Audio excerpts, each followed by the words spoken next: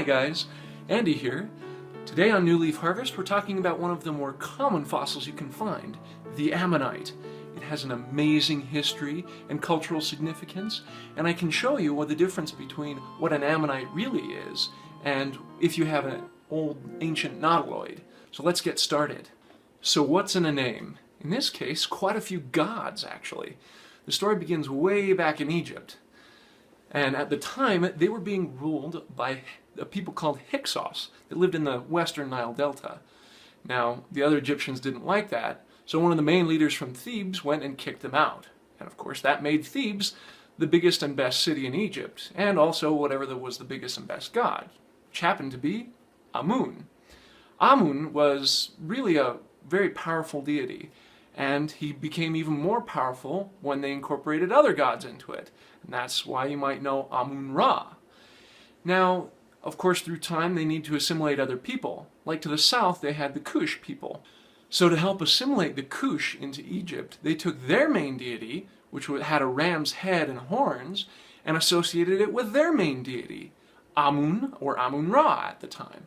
So when the Greeks were spreading out and they wanted to assimilate Egyptians in, they took their gods and kind of blended it with their own. And so you have Zeus, who then took on attributes of Amun, which they called Ammon.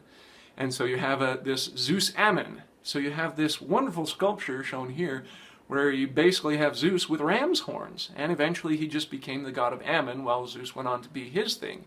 And that Ammon became the source for the name of the Ammonite because, well, it was supposed to be the ram's horns from Ammon. Now these fossils weren't always known as Ammonites. In fact, for quite a while they were known as snake stones or serpent stones.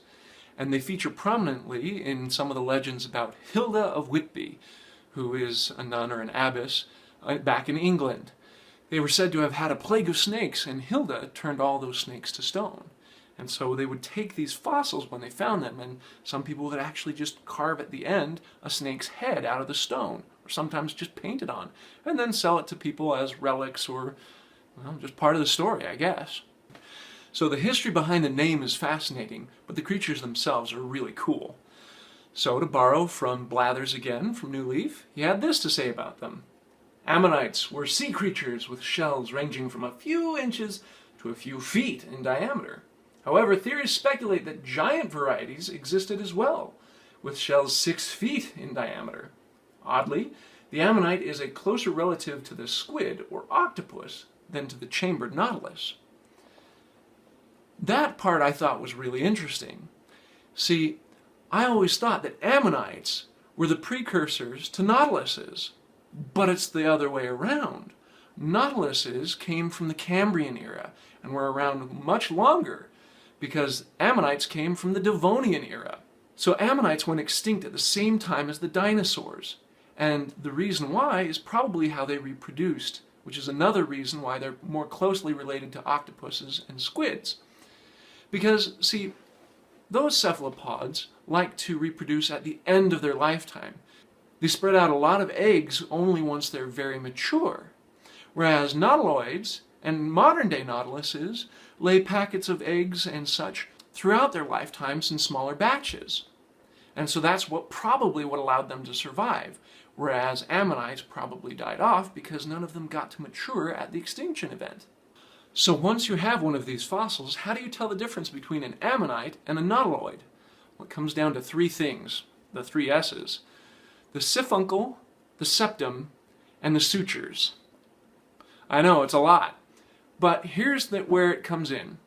The sutures are the part of the shell where they combine together at each junction on the outside.